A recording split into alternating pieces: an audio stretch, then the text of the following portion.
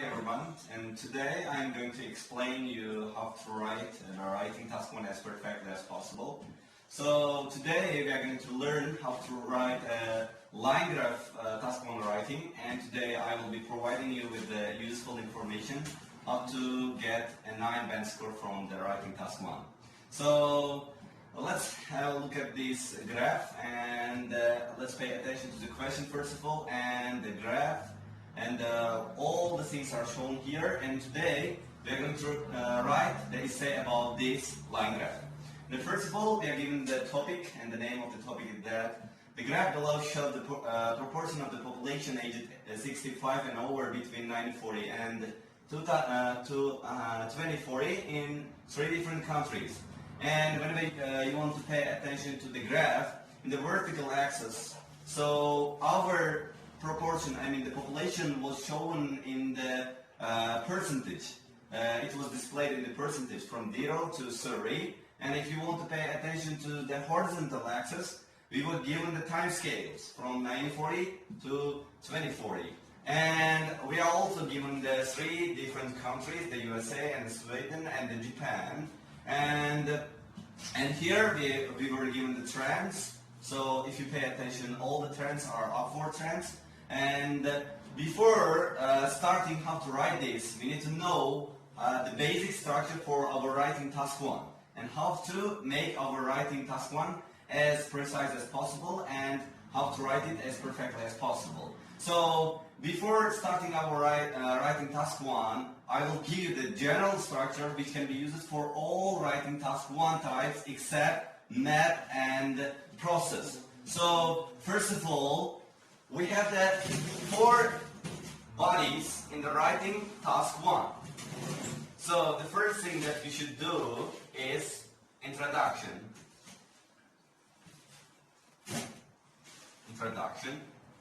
And the second one is overview. Overview means the general trend. We need to talk about the general trend. And the third thing is the main body 1 and the fourth thing is main body 2. As I said, so we said that overview, this structure is for all writing task 1s except process and map, because process and map doesn't require the general trend, because in the process and map we are not given the trends like increase, decrease, or fluctuation.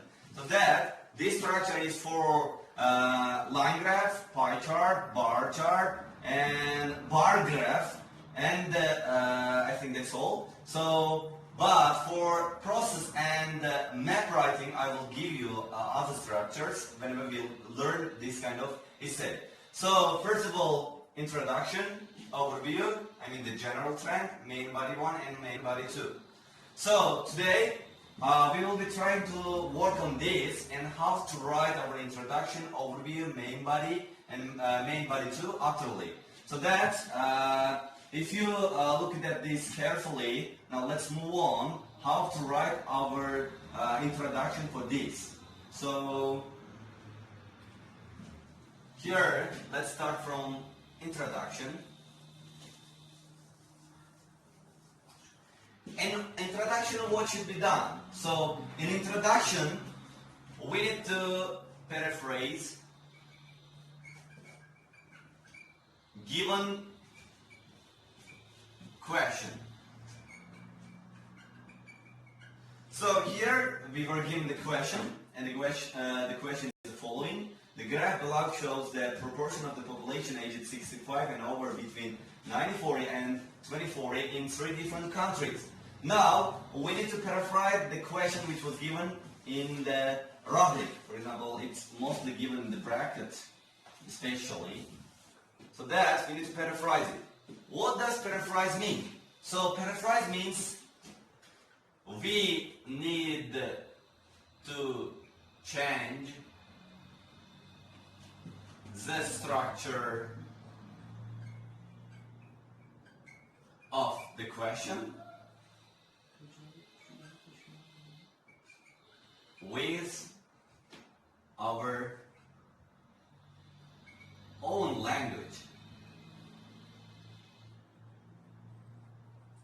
So we need to change the structure, but whenever we want to change the structure, we should be careful that we are keeping the meaning as it was. The meaning shouldn't be changed. For example, you can be using the different synonyms and you can change the active voice into passive voice, or you can change the time scale, and in this one you are required to use your logic and your grammar as perfectly as possible.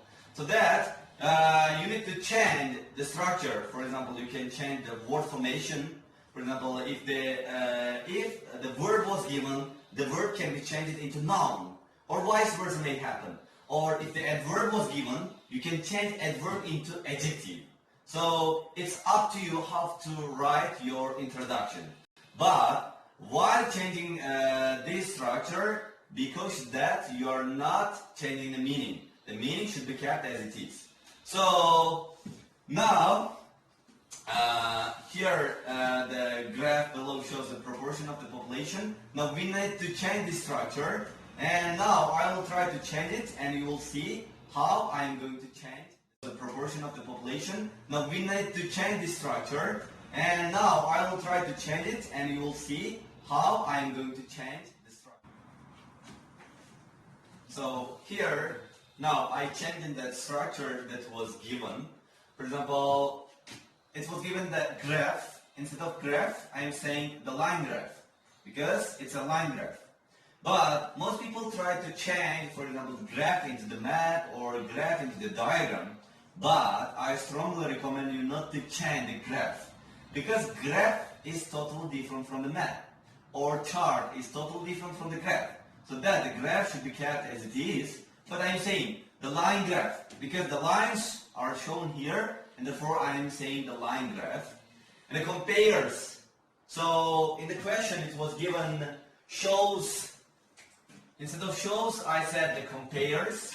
So here, instead of compares, you can also say the illustrates or demonstrates or displays, you can say, or gives information about or provides data about. So whenever you want to use the synonyms, for example, the synonyms of different verbs, you need to be careful that all of them are equal to each other. For example, compares shows, it can be equivalent with each other. So now, instead of the proportion, I use the percentage, because the percentage was shown, and instead of proportion, you can easily say the percentage. And instead of the population, you can say the people, because we are talking about the people of the 3 different countries, the USA, Sweden, and Japan. So that now we can say the people aged 65, and it was given aged 65 because you cannot change that. For example, 65 or aged. But instead of saying over, it means about, over more. Over aged 65 or more than 65. And here, if we look at here, so I am saying in Japan, Sweden, and the US. I'm mentioning the names of the countries here because in the, your introduction, your information should be understandable and it should be clear for the examiner, because the introduction shows what you are going to do in the rest of your essay. So that you need to try to be as accurate as possible, so that now, instead of 3 different countries, I counted the name of each country one by one. For example, I omitted different countries, and instead I said in Japan, Sweden, and the US. And instead of saying between 1940 and 2040, I am saying over a period of 100 years. If you pay attention here, 2040 and 1940, and if you subtract, then it's going to be 100 years, and over a period of 100 years. So now I changed this whole structure, but I kept the meaning as it was. Meaning wasn't changed, but all the things were used accurately. So if the introduction was understandable, let's move on to the overview of our line graph and how to write it. So overview, we are saying the general trend, and if you pay attention, we have 3 trends here. And whenever you want to pay attention, all 3 different countries, I mean Sweden,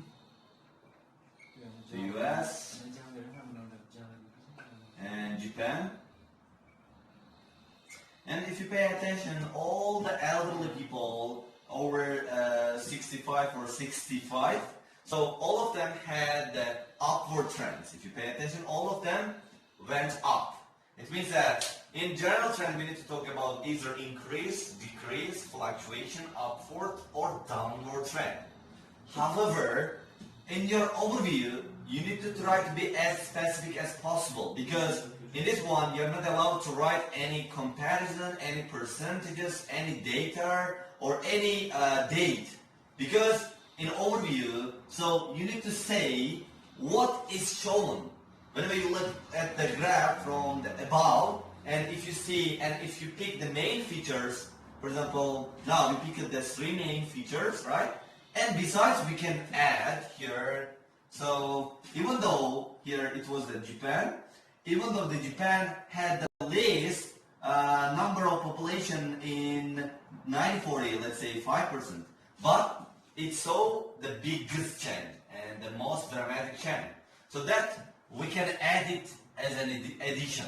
So that overview means mentioning whether we had the increase, decrease or fluctuation or upward and downward trend without using the comparisons, percentages and any dates. So that we need to try to be as specific as possible. Now let's try to see how I'm going to describe the overview of this. The overview. So my view it is. So now I'm saying that it's clear that the proportion of the elderly people increased in each country between 1940 and 2040. Let's pay attention. As I mentioned it before, so we had all 3 countries go up from 1940 to 2040. So, and all of them have the upward trend here, upward trend. But I'm saying, I'm adding one more thing here, because we are saying Japan is expected to see the most dramatic change in its elderly people. And here, if you pay attention, I didn't repeat the word that I used in my introduction one more time. For instance, instead of the population, instead of the percentage, in introduction I used the percentage. Now it's time for me to use the proportion instead of the percentage. And instead of saying the elderly population, now I'm saying the elderly people and increase. Why am I using the present simple here? Because if you pay attention to the time scale, now 1940 it's a past simple, but here we have the present simple as well, 2020. So that it's good for you to write with the present simple if you are given the different time periods. But if you're given, let's say 2000, from 1940 to 2000, it means all the things should be written in the past simple, because the action happened in the past and it will never come back. But we have here the present simple as well, and then we have the future simple. It means that we need to try to write this with the present simple, and here increase. But why am I using is expected? Because now the expectations are going to be shown here, because it's going to happen in the future. And now 2040, it hasn't come yet, so that Japan is expected to see the most dramatic change in its elderly people. And rather than saying people here, you can say population in order to avoid the repetition of the word. Because in the IELTS, whenever you want to write anything, so please avoid to write all the words by repeating once or twice or thrice.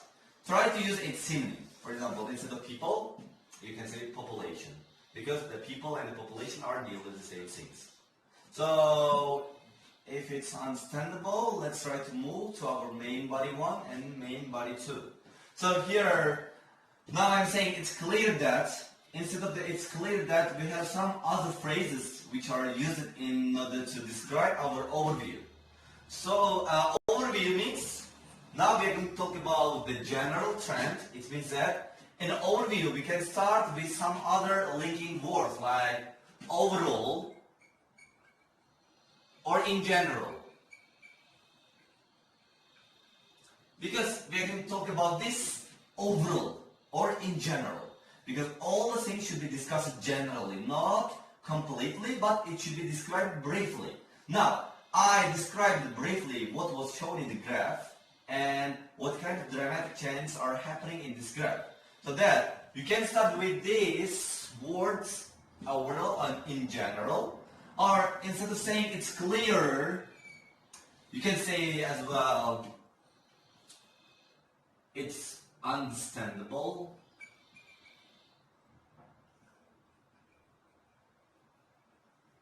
or it's noticeable. Noticeable. Or you can also say here, no, okay, yeah, allowed to write here. Instead of it's clear, you can also say what stands out from the graph is that. So pay attention. Now we are going to talk about the graph, right? And what stands out from the graph. And most people try to write this structure, but they usually omit this, is that. If you omit this, your structure will totally be incorrect. So that, try to write this every time. So is that, blah, blah, blah, blah. For example, rather than saying it's clear, I can say what stands out from the graph is that the proportion of the elderly people increase in each country, blah, blah, blah, blah. Or you can also say it can be clearly seen from the graph is that, again, the same thing. So now if you don't want to write this, you can have other options to write. For example, overall, in general, it's understandable, it's noticeable, or what stands out from the graph is that, something. This kind of phrase can be used interchangeably instead of this. So, write the main body 1 and main body 2. So, how can you separate your main body 1 and main body 2? Because whenever you pay attention to the time scale, we have a different time period. For example, from 1940 and to 2040. And we may have the confusion with the tenses, how to use the tense here as perfectly as possible. So now let's pay attention now to 2020. Now it's a present, right? It means that I can take, let's say here, 2010 as well. Let's say from 1940 to 2010 will be described in my body 1 by using the past simple only. Because all the things happened in the past. And I can consider from 2020 to 2040 with the present simple or with the future simple. Because here, after 2020, now we have 2021. So that now we will try to describe it with the future simple. So that for main body 1, now for main body 1, it means we will be talking about, so the population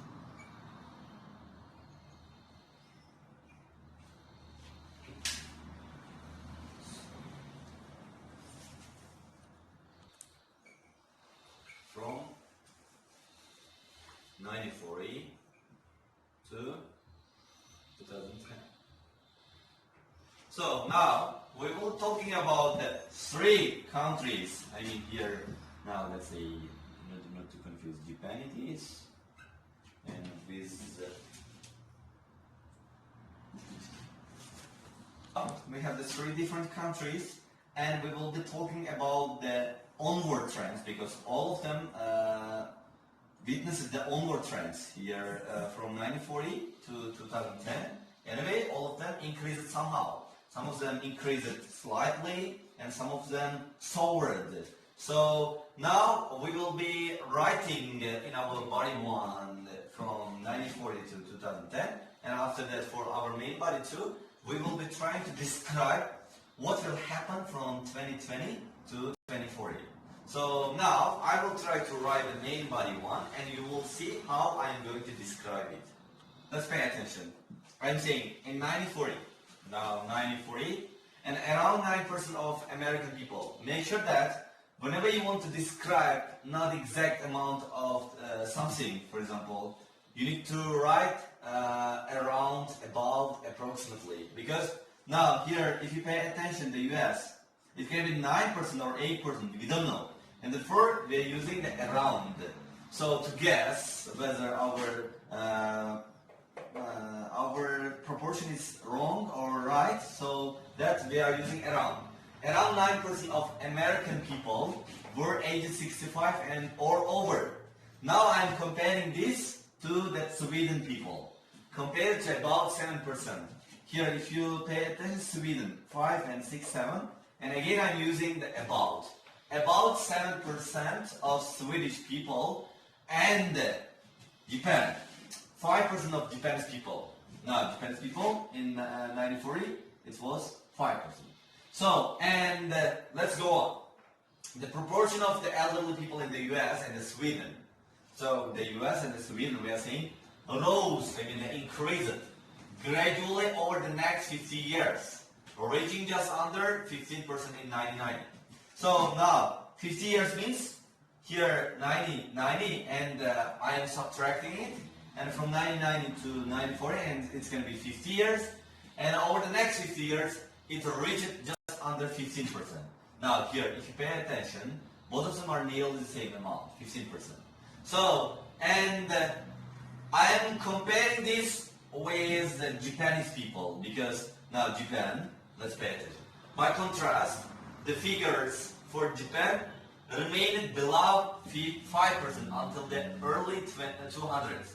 So here, it remained 5% because it didn't increase till 2000. So that now I compared the Japan with other countries, the US and the Sweden. Now, we will move from 2020 to 2040 in our body 2.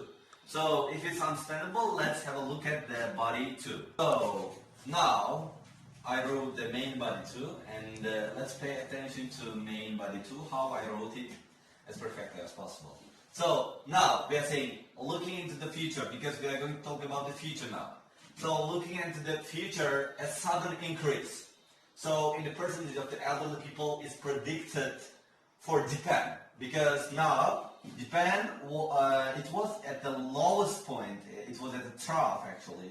Now it was at 5%, but we are saying that a sudden increase, because it wasn't expected to increase, but however in the future it's gonna increase significantly. So that now we are saying a sudden increase in the percentage of elderly people is predicted for Japan, with a jump of over 17% in just 20 years from 2020 and 2040. Now, here, it was, let's say, 5%, right? And it's going to be 25%, and if we subtract, it's going to be something like 17, and in 20 years, it's going to increase like this much. By 2040, it's thought that around 27% of the Japanese population will be 65 years old or more, while the figures for Sweden and the USA will be slightly lower. It will be slightly lower at about 25%. Here now the US, and it's going to be 25%. And so Sweden, if you pay attention to the Sweden, it's going to be, sorry. The US was going to be 23% and Sweden was going to be 25%. And about 25% and 23% respectively. So if you pay attention, now whenever I wanted to use the tense, I chose only future simple, because all the things are going to happen in the future. But here you may think that the present simple is used, but prediction talks about the future. So that I said that prediction with the passive voice is predicted for Japan with a jump. And here also, it is thought. It is thought because most people think that around 27% of Japan's people are going to be 65 years old or more than this. So that, now, for main body 2, I chose the future. For main body 1, I chose the past. Whenever you have the different time scales, please pay attention to the tense usage, whether you are using the tense correctly or not. Because most people, whenever they are given the different time periods, they always use the present simple For example, even though the action was happening in the past, they don't use the past simple. Instead, they use present simple. But whenever they want to describe the future simple, again they use the present simple. So that in the writing task 1, if you want to get the 9-band score, you should be paying attention to the grammar accuracy first of all. And you need to pay attention to the coherence and cohesion. And in the line graph, in the trends, you need to pay attention whether you are comparing everything with each other logically. For example, rather than saying every detail, for example, it is 1940, and after that 1941 comes, and if you want to describe one by one everything, your essay will be like a rubbish, and the examiner will not be interested in reading it.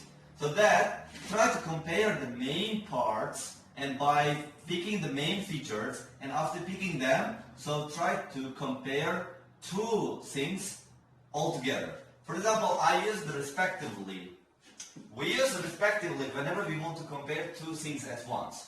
For example, I talked about Sweden and the US, and 25% belonged to Sweden and 23% belonged to the US. And I compared both of them all together, and therefore I use it respectively here. Respectively is used whenever you want to describe or whenever you want to compare two things at the same time, and you can use this kind of adverb. So if it's clearly understandable, so if you don't have any questions, so for our writing task 1, I mean the line graph for today is I think much more enough, but I will be sending you the linking words, for example, how to start your introduction and how to start your overview and how to use this kind of adverbs and how to use, for example, synonyms, rise, increase, decrease, and which kind of words require adverb and which kind of words don't require adverbs. For example, most people make a mistake here, let's say soar, and soar means to increase significantly. It's equal to increase significantly. For example, imagine if you want to jump from 5% to 25% and it's going to be altogether 20%, right? It means it's called soaring. Soar means to increase significantly. But most people use soar significantly. But it's logically incorrect because soar includes significantly. So that you cannot use this kind of adverb with soar. Soar should be used without any adverb. But increase. For example, instead of saying soar, you want to say the jump from 5% to 25% and it's equal to 20%. Rather than saying soar, if you want to say increase, you cannot use it by itself. Instead, you will use it with adverbs. And after this lesson, I will be sending you this kind of usage, how to use the different structures and how to use the different verbs and their synonyms with their own usage and with their own position. So that, be contacting with us, and thank you for